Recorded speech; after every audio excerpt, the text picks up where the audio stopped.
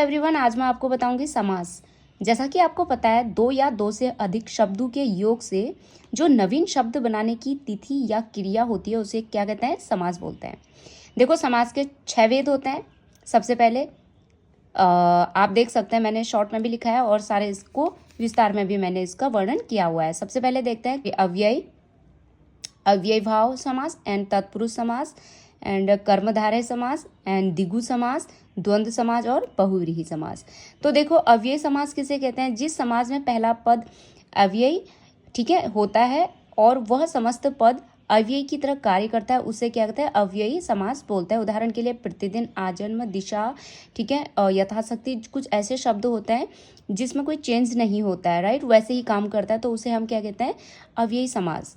आप देखते हैं तत्पुरुष समास, जो कि है जिस समाज में दूसरा पद प्रधान होता है और प्रथम पद जो होता है गौड़ होता है, उसे तत्पुरुष समास कहते हैं। उदाहरण के लिए राजकुमार, देशभक्ति, राजकुमार, ठीक है, कुमार, राजकुमार, राजा का कुमार, यानी राजा का पुत्र कुमार, राजकुमार क्या होगा? एक विशेष पद यहाँ पर आपको देखने को मिल रहा है, ठीक है। तो यहाँ पर क्या होता है? समाज में दूसरा पद प्रधान होता है कुमार, ठीक है, उससे उसकी एक आइडेंटिटी पता चल रही है, उसका यानी उसकी पहचान हो रही है, तो इसलिए हम यहाँ पर तत्पुरुष समास की बात कर रहे हैं, राइट। कर्मधारय, जिस समाज में पहला पद विशेषण और दूसरा पद विशेष्य होता है उसे कर्मधारय समास कहते हैं। उदाहरण के लिए महात्मा, नीलकंठ, सुंदर स्त्री आदि। देखो, इसमें क्या होता है? जैसे कि नीलकमल, नीलकंठ, क्या होता है? पहला पद जो है विशेषण होता है, यानी कि उसकी एक विशेष खूबी होती है, गुण होता है, राइट, तो वो कर्मधारय होता है। और दूसरा पद विशेष, यानी कि जिसकी विशेषता बताई जा रही है, जिसके गुण धर्म बताए जा रहे हैं, ठीक है, तो यहाँ पर जो है कर्मधारय समास है।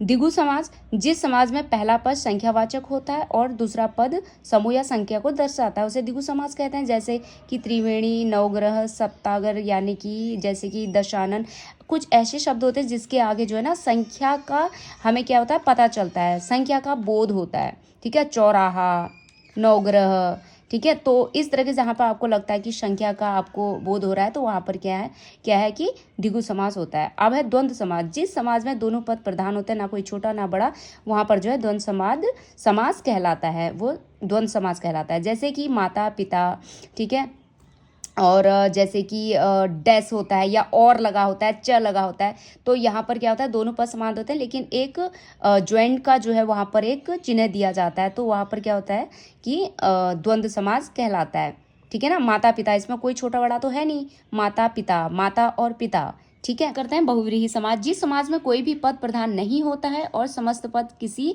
अन्य पद का नहीं होता और समस्त पद किसी अन्य पद होता है, उसे बहुव्रीहि समास कहा जाता है। उदाहरण के लिए आप देखेंगे पवन पुत्र, चंद्रशेखर, दशानन।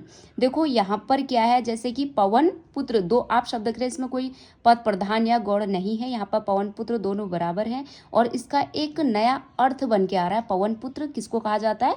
हनुमान को। तो इसी तरह से चंद्रशेखर, दशानन, ठीक है, इस शब्द से जो एक नया अर्थ निकल के सामने आ रहा है, तो वहाँ पर क्या है?